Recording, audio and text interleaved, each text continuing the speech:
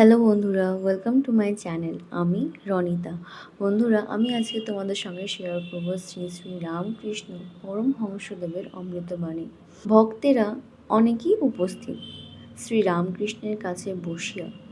নরেন্দ্র, গিরিশ, রাম, হরিপদ, চুনি, Balaram, master অনেকেই আছেন। নরেন্দ্র মানেন না যে মানুষ দেহ লইয়া ঈশ্বর অবতার হন। এদিকে গিরিশের জ্বলন্ত বিশ্বাস যে তিনি যুগে যুগে অবতার হন আর মানব দেহ ধারণ করে মর্ত্যলোকে আসেন। ঠাকুরের ভারী ইচ্ছা যে এ সম্বন্ধে দুজনের বিচার হয়। শ্রী রামকৃষ্ণ গিরিশকে বলছেন, একটু ইংরাজিতে দুজন বিচার করো, আমি দেখব। বিচার আরম্ভ হইল। ইংরাজিতে হইল না, বাংলাতেই হইল। মাঝে মাঝে দু একটা ইংরাজি কথা। নরেন্দ্র বলিলেন, ঈশ্বর অনন্ত, তাকে ধারণা করা মানুষের সাধ্য কি?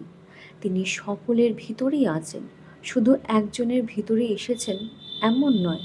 শ্রী রামকৃষ্ণ সস্নেহে বলছেন, ওরও যা মত আমারও তাই মত। তিনি সর্বত্র আছেন, তবে একটা কথা আছে, শক্তি বিশেষ। তিনি কোনোখানে অবিদ্যা শক্তির প্রকাশ, কোনোখানে বিদ্যা শক্তির। কোন আধারে শক্তি বেশি, কোন আধারে শক্তি কম, তাই সব মানুষ সমান নয়। রাম ঠাকুর শ্রী রামকৃষ্ণ একজন ভক্ত, তিনি বলছেন, এসব মিছে তর্ক কি হবে? ঠাকুর শ্রী রামকৃষ্ণ বিরক্তভাবে বলছেন, না না, ওর একটা মানে আছে। গিরিশ নরেন্দ্রর প্রতি বলছেন, তুমি কেমন করে জানলে তিনি দেহ ধারণ করে আসেন না? নরেন্দ্র, তিনি অবাঙ্গ সগোচরম। শ্রী রামকৃষ্ণ বলছেন, না, তিনি শুদ্ধ বুদ্ধির গোচর। শুদ্ধ বুদ্ধি, শুদ্ধ আত্মা একই। ঋষিরা শুদ্ধ বুদ্ধি, শুদ্ধ আত্মা দ্বারা ঋষিরা শুদ্ধ বুদ্ধি, শুদ্ধ আত্মা দ্বারা শুদ্ধ আত্মাকে সাক্ষাৎকার করেছিলেন। গিরিশ নরেন্দ্রর প্রতি বলছেন, মানুষে অবতার না হলে কে বুঝিয়ে দেবে? মানুষকে জ্ঞান ভক্তি দিবার জন্য তিনি দেহ ধারণ করে আসেন, তা না হলে কে শিক্ষা দেবে? নরেন্দ্র বলছে, কেন? তিনি অন্তরে থেকে বুঝিয়ে দেবেন। শ্রীরামকৃষ্ণ সস্নেহে বলছেন, হ্যাঁ হ্যাঁ, অন্তর্যামী রূপে তিনি বুঝাবেন। তারপর ঘোরতর তর্ক, ইনফিনিটি তার কি অংশ হয়? আর হ্যামিল্টন কি বলেন? হারবার্ট স্পেন্সার কি বলেন? টিবেল্ট, হাক্সলে বা কি বলে গেছেন? এই কথা হতে লাগলো। শ্রীরামকৃষ্ণ মাস্টারের প্রতি বলছে, দেখো, এগুলো আমার ভালো লাগছে না। আমি সব তাই দেখছি, বিচার আর কি করব? দেখছি তিনি সব হয়েছেন, তাও বটে।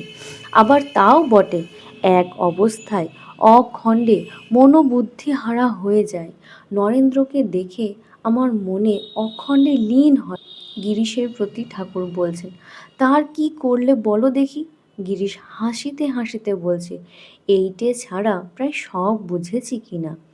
শ্রী রামকৃষ্ণ পরমহংসদেব বলছেন, আবার দুথাক না নামলে কথা কইতে পারি না।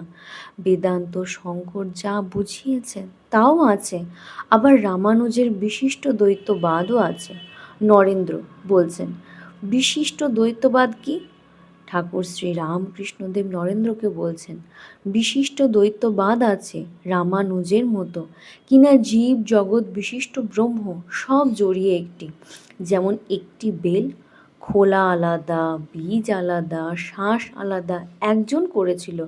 বেলটি কত ওজনের জানবার দরকার হয়েছিল। এখন শুধু শ্বাস ওজন করলে কি বেলের ওজন পাওয়া যায়? খোলা, বিচি, শ্বাস সব একসঙ্গে ওজন করতে হবে। প্রথমে খোলা নয়, বিচি নয়, শ্বাসটি সার পদার্থ বলে বোধ হয়।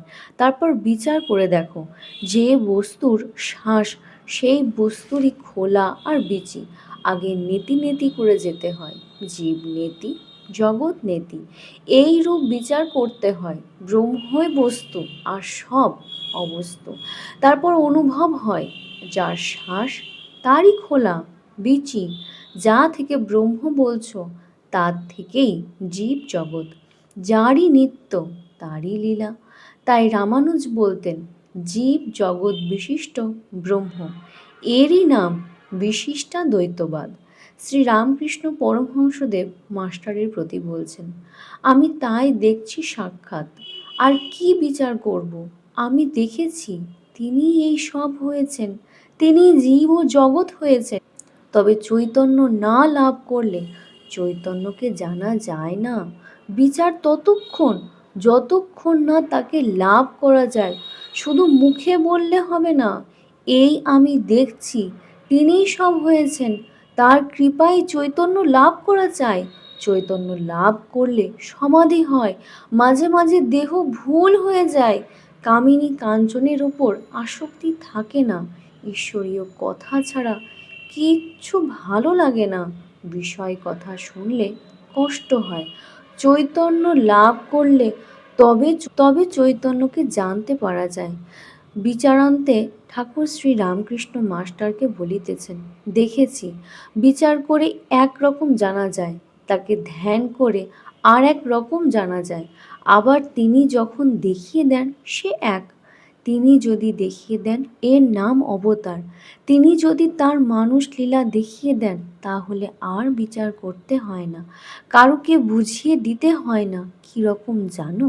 যেমন অন্ধকারের ভিতর দেশলাই ঘষতে ঘষতে দপ করে আলো হয়, সেই রকম দপ করে আলো যদি তিনি দেন তাহলে সব সন্দেহ মিটে যায়।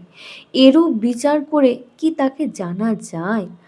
ঠাকুর নরেন্দ্রকে কাছে ডাকিয়া বসাইলেন ও কুশল প্রশ্ন ও কত আদর করিতেছেন।